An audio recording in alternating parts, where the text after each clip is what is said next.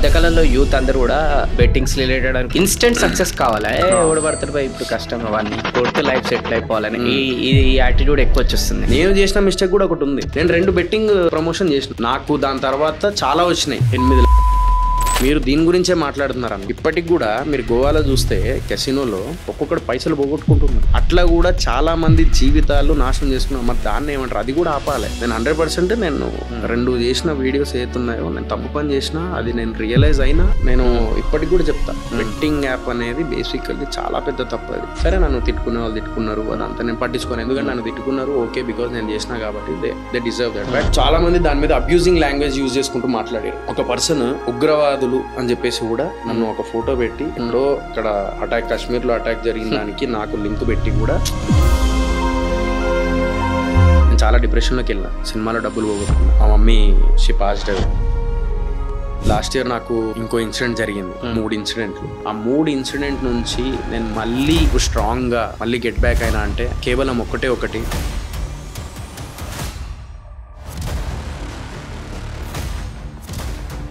ఈ మధ్యకాలంలో యూత్ అందరూ కూడా ఈ ఫాస్ట్ సక్సెస్ అనేది ఎక్కువ అలవాటు పడుతున్నారు. అంటే షార్ట్ కట్ సక్సెస్.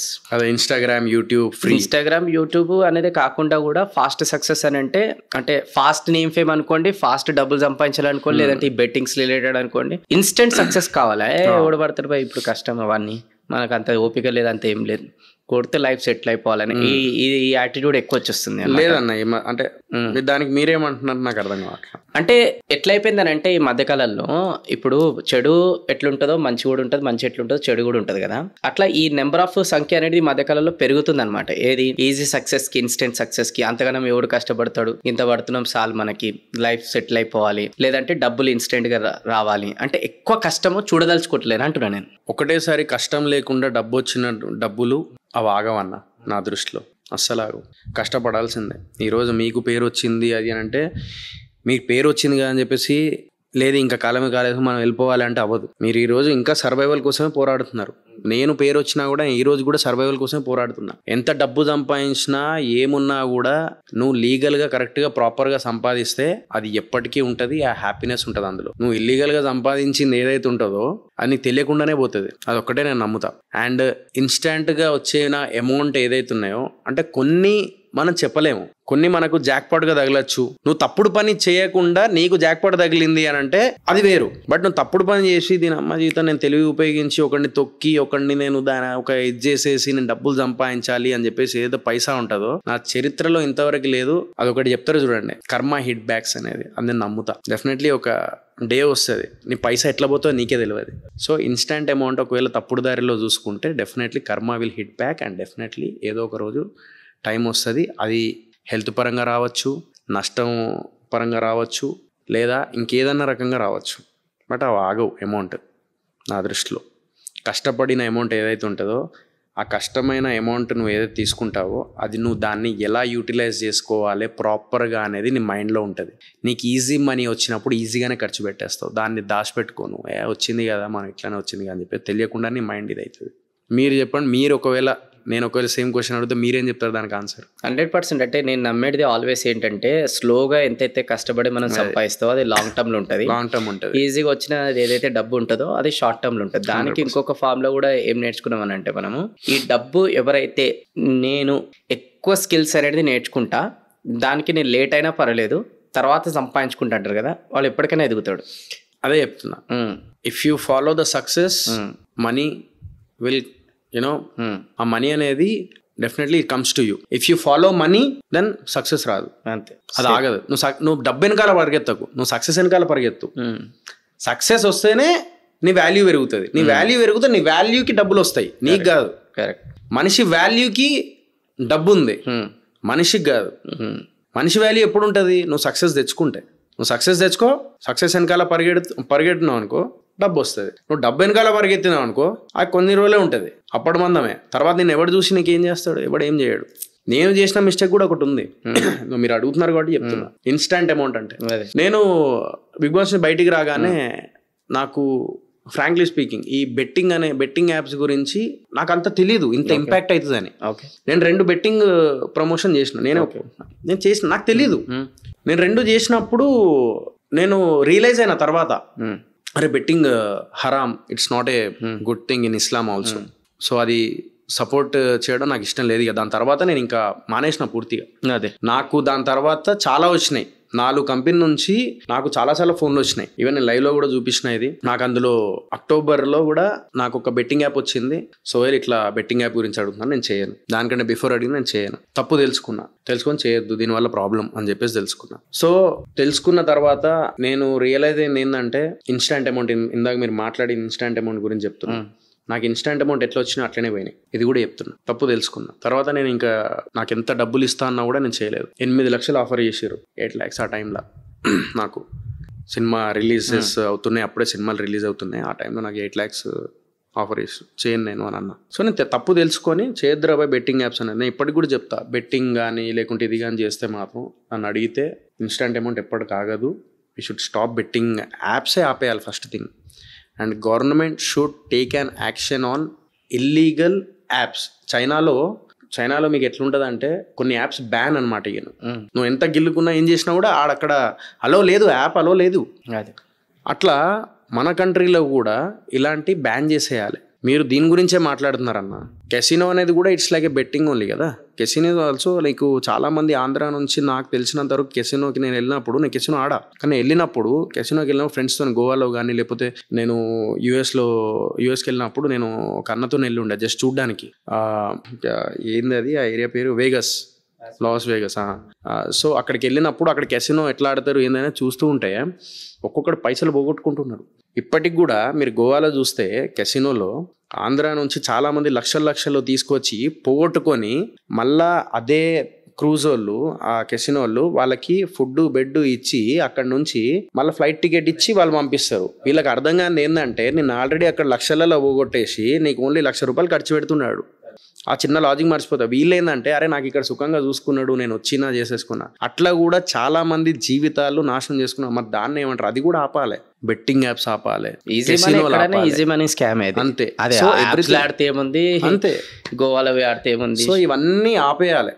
నేను 100% నేను 2 చేసిన వీడియోస్ ఏతున్నాయో నేను తప్పు పని చేసినా, అది నేను రియలైజ్ అయినా ఇది చేసిన.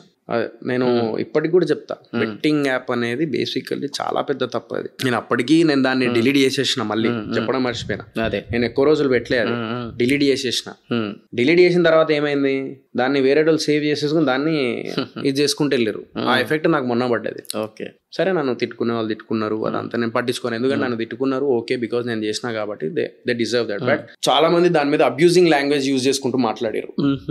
ఒక పర్సన్ ఉగ్రవాదులు అని చెప్పేసి కూడా నన్ను ఒక ఫోటో పెట్టి ఎక్కడో అక్కడ కాశ్మీర్లో అటాక్ జరిగిన దానికి నాకు లింక్ పెట్టి కూడా ఇది చేసిన ఇది ఉన్నది. మరి మైండ్ సెట్ వాళ్ళది ఎక్కడ దాకా పనిచేస్తుంది ఏందో తెలియదు కానీ, బట్ చేసుకొని ఇంకా. సో అదే ఈజీ మనీ అది ఎప్పటికీ ఆగదు, అంతే. కరెక్ట్, చాలా ఎక్సలెంట్ గా చెప్పారు. ఎందుకంటే కర్మ హిట్ బ్యాక్ అన్నట్టు 100% అన్న ఈడ పనిచేస్తా. అంటే ఏదైనా మనం మంచి చేసి ఇస్తే డబుల్ ఇంట్రెస్ట్ సహా ఇస్తాడని నేను నమ్ముతా. ఏదైనా చెడు చేస్తూ తీసుకుంటే డబుల్ ఇంట్రెస్ట్ సహా పోతుంది అది మళ్ళా. 100% నాది ఒక సోయి హెల్పింగ్ హ్యాండ్స్ అని చెప్పేసి ఉందన్న. ఓకే, నేను ఇప్పటికీ సర్వైవ్ అవుతున్నా. నేను 2 restaurants తీసిన. నేను లాస్ట్ ఇయర్ నేను చాలా డిప్రెషన్లోకి వెళ్ళిన, సినిమాలో డబ్బులు పోగొట్టుకున్నా. నేను మా mummy she passed away 6 months back. Last year నాకు ఇంకో ఇన్సిడెంట్ జరిగింది, 3 ఇన్సిడెంట్లు. So my personal incident. So 3 incidents జరిగినాయి. ఆ 3 ఇన్సిడెంట్ నుంచి నేను మళ్ళీ గెట్ బ్యాక్ అయినా. మళ్ళీ నేను ఇప్పుడు స్ట్రాంగ్ గా మళ్ళీ గెట్ బ్యాక్ అయినా అంటే కేవలం ఒకటి, నేను ఈరోజు ఒక 6 పిల్లలు ఎడ్యుకేషన్ ఇస్తున్నాం మేము. మొన్ననే ఒక స్టూడెంట్ టాపర్ వచ్చినాడు, భద్రాచలం చదువుకుంటున్నారు. హార్ట్ ఆపరేషన్ చేసినాం, పిల్లలు సేఫ్. రీసెంట్లీ ఒక 3 months బ్యాక్ 4 months బ్యాక్ ఒక బాబు ప్యాంక్రియాస్ వచ్చినాయి, మొత్తం పొట్ట అంతా ఉబ్బిపోయింది. ఇమీడియట్ గా నాకు ఫోన్లో ఎవరో చేస్తే హాస్పిటల్కి వెళ్ళి, రెయిన్బో హాస్పిటల్కి వెళ్ళి నా క్రెడిట్ కార్డ్ నుంచి గీకేసి నాకు ఆ బాబుని చూస్తే ఎట్లా అనిపించింది. ఆ బ్లెస్సింగ్సే నాకు ఇప్పటికీ ఉన్నదని చెప్పేసి నేను నమ్ముతా. వాళ్ళ బ్లెస్సింగ్స్ ప్లస్ మా అమ్మ బ్లెస్సింగ్. మా మమ్మీ చనిపోయే ముందు ఒక మాట అనేది, సినిమా డబ్బులే కానీ ఒకటి గుర్తుపెట్టుకో, ఒకటి పక్కన ఇంకొకటి కష్టపడుతూ ఒక బిజినెస్ అనేది ఒకటి పెట్టుకో. మా అమ్మకి రెస్టారెంట్స్ అంటే చాలా ఇష్టం. వారానికి ఒకసారి 2 వారాలకు ఒకసారి అట్లా తీసుకెళ్ళినప్పుడు ఒక రెస్టారెంట్ చూసారు, ఇది బాగుంది కదా అని చెప్పేసి అనేది. ఒక ఇగురు అని చెప్పేసి మణికొండలో ఒక రెస్టారెంట్ చూసి, అరే బాగుంది, ఇట్లా పెట్టండి రా మీరు కూడా ఎప్పుడన్నా ఫ్యూచర్లో అనేది. నాకు ఏమైందో తెలీదు, ఎంతో ప్లాన్ చేసి మేము 1.5-2 years బ్యాక్ ఎంతో ప్లాన్ చేసి నేను మా తమ్ముడు 2 lakhs అడ్వాన్స్ కూడా ఇచ్చినాం కూకట్పల్లిలో పెడదామని ఆ ప్లేస్కి. 2 lakhs రెంట్ ఇస్తే అది క్యాన్సిల్ అయిపోయింది. చాలా ప్లాన్ చేసినాం. మా మమ్మీ చనిపోయిన తర్వాత నెక్స్ట్ ఒక విదిన్ 1 month తర్వాత నాకు ఒక పర్సన్ తగిలాడు, హరి అని. ఒక ½ an hourలో చాయ్ తాగడానికి అక్కడ కలిసినాం. చాయ్ తాగేసి వెళ్ళి రెస్టారెంట్ చూసేసిన, అరే ఇది బాగుంది కదా అంటే, అదే అన్న ఏం అర్థం కావట్లేదు, ఏం చేద్దాం అంటే, నేను పార్ట్నర్షిప్లో జాయిన్ అవుతా, దీన్ని కొంచెం డెవలప్ చేద్దాం, ఇంటీరియర్ అంతా చేయించేస్తా అని చెప్పేసి విదిన్ ½ an hourలో తీసుకున్న డిసిషన్ ఈ రోజు కళింగపట్నం. అది చాలా మంది సోయల్ అనేటువంటి రెస్టారెంట్ పెడితే ఇంకేదైనా పేరు ఉంటుందేమో అనుకున్నారు, బట్ నేను కళింగపట్నం అనే పెట్టిన. ఎందుకంటే నేను ఒకటే బిలీవ్ చేస్తా, we are in Telugu states, Telangana మన ఆంధ్రాలో కళింగపట్నం అనేది ఒక ఊరు. ఇట్స్ చాలా, దానికి ఒక హిస్టారికల్ ఇది ఉంది. సో మా పార్ట్నర్ ఊరు పేరు అది. చాలా మంది మార్చా ఉండని, నేను ముస్లిమేమో, బట్ ఆమె తెలుగు పర్సన్. నేను ఇక్కడ పుట్టినా, ఇక్కడ పెరిగిన. I'm N Indian Muslim. I'm proud to say that I'm Indian ముస్లిం. నాకు రిలీజియన్ పేరు పెట్టి నేను ఏదో పెట్టాలి రెస్టారెంట్ పేరు అని చెప్పేసి నేను ఎప్పుడు అనుకోలే. Kalingapatnam is the vibe. So అట్లా నేను రెస్టారెంట్ పేరు పెట్టేసి నేను అప్పటికప్పుడే ఇన్స్టెంట్గా అప్పుడు అంటే ఇమ్మీడియట్గా అది ఎట్లా అయిపోయిందో అది చూడండి. అంటే చెప్పినా ఇందాక, నీకు ఎప్పుడు ఏ టైం ఎలా వస్తుందో నువ్వు ఎన్ని ప్లాన్ చేసినా రాదు. అది ఆటోమేటిక్గా నీకు తెలియకుండానే అవుతుంది. కానీ నువ్వు చేసే పని కరెక్ట్గా ఉండాలి. నేను మా అమ్మ చనిపోయే ముందు ఏదైతే చెప్పారో, తను చనిపోయేటప్పుడు ఏం ఆలోచించిందో ఏంటో when she was in hospital, I don't know. ఇప్పటికి నేను అదే బిలీవ్ చేస్తా. మా అమ్మ అనుకున్నదేమో, వీళ్ళిద్దరు మా పెద్దమ్మ కొడుకులు ఉంటారు, వాళ్ళిద్దరు అన్నదమ్ములు చాలా కలిసిమెలిసి ఉంటారు. వాళ్ళలా ఉండాలరా మీరు కూడా, ఒక బిజినెస్ పెట్టుకొని అట్లా ఇద్దరు కలిసిమెలిసి ఉండాలి, గొడవలు వద్దు అది అని చెప్పి ల్యాండ్ కూడా ఒకటి తీసుకున్నప్పుడు ఇక్కడనే ఇద్దరు ఉండాలి అని చెప్పేసి అలా ఇది చేసింది. సో తన బ్లెస్సింగ్సే ఈరోజు కళింగపట్నం రెస్టారెంట్ ఈరోజు ఇక్కడ జరిగితే మళ్ళీ వైజాగ్లో కూడా పెట్టిన. వితిన్ 5 monthsలో బ్రాంచ్ పెట్టిన. అదేమంటారు, ఇది పెట్టలేదు, దాన్ని ఏమంటారు, మన ఇట్స్ ఎ బ్రాంచ్. అది ఇది ఇవ్వలేదు, దీని ఏమంటారు, ఫ్రాంచైజ్ కాదు, అది ఫ్రాంచైజ్ ఇవ్వలేదు, నేను ఓన్ బ్రాంచ్. ఫ్రాంచైజ్ అడిగిర్రు, నేను ఇప్పుడే రిస్క్ తీసుకోవాలనుకోవట్లేదు. ఫ్రాంచైజ్ తీసుకుంటే 30-40 లక్షలు ఫ్రాంచైజ్ వేసుకొని చలో చేసుకోవచ్చు ఇందాక మీరు అన్నట్టుగా. బట్ నేను ఏంటంటే ప్రాపర్గా నేను తెలుసుకోవాలి కదా, వాట్ ఫుడ్ ఇండస్ట్రీ ఏంటిది ఏంది అనేది అది తెలుసుకొని, మళ్ళీ వైజాగ్లో ఎలా ఉంది అది తెలుసుకొని దాని తర్వాత ఆలోచిద్దామని చెప్పేసి నేను ఉన్న తప్ప. ఈ రెండు మంచి సక్సెస్ఫుల్ పొజిషన్కి వెళ్ళిన తర్వాత అప్పుడు నేను వేరే వాళ్ళు, ఎందుకంటే వేరే వాళ్ళు నా ఫ్రాంచైజ్ అంటే మన కళింగపట్నంని వచ్చి బిలీవ్ చేస్తే దానికి ఒక వాళ్ళకి ఇన్కమ్ ఉండాలి, ప్రాఫిట్స్ ఉండాలి, వాళ్ళు ఇచ్చిన డబ్బుకి ఒక విలువ ఉండాలి. సో నేను ఏదో చేసుకోవాలి, నేను చేసిన తప్పు మళ్ళీ నేను చేయాలనుకోవట్లేదు, డబ్బులు వచ్చేయాలి చేసేద్దాం అని చెప్పి నేను ఇది చేయట్లేదు. అది స్లోగా మంచి బ్రాండ్ బిల్డ్ చేసి దాని తర్వాత కస్టమర్స్ కి ఒక మంచి ఒపీనియన్ తీసుకొచ్చి, అరే ఏదైనా ఫుడ్ తినాలంటే మన కళింగపట్నంలో తినాలని ఒక ఒపీనియన్ క్రియేట్ అయితే అప్పుడు జనాలు పరిగెత్తి కూడా వస్తారు ఫ్రాంచైజీ. ఫ్రాంక్ గా చెప్తున్నాను, ఇప్పుడు హైదరాబాద్ ఉంది, హైదరాబాద్ది నాకు సెట్ అయిపోయింది. వైజాగ్ కళింగపట్నం నాకు స్టాఫ్ ప్రాబ్లమ్ అది ఇది, కొంతమంది సాటిస్ఫై అయ్యారు, కొంతమంది సాటిస్ఫై అవ్వలేదు, కొంతమంది చాలా బాగుంది అన్నారు, కొంతమంది స్పైసెస్ ఇష్టం, కొంతమంది స్పైసెస్ తక్కువ ఇష్టం. అది క్యాలిక్యులేట్ చేయడానికి నాకు టైం పడుతుంది. సో ఈ రెండింటిని నేను మ్యాచ్ చేసుకొని దాన్ని కొంచెం డెవలప్ చేసిన తర్వాత అప్పుడు దాని గురించి ఆలోచిద్దాం, ఇప్పుడు ఏం వద్దు అని చెప్పేసి ఖమ్మంలో అడిగిర్రు, శ్రీకాకుళం అడిగిర్రు, లేదు ఆగండి నేను ఇప్పుడు ఫ్రాంచైజ్కి అయితే ఏం వెళ్ళట్లేదు అని చెప్పేసి ఫిక్స్ అయిపోయి కూర్చున్నాను నేను మొండిగా. సూపర్, చేయండి, త్వరలో చేస్తారు కూడా మీరు.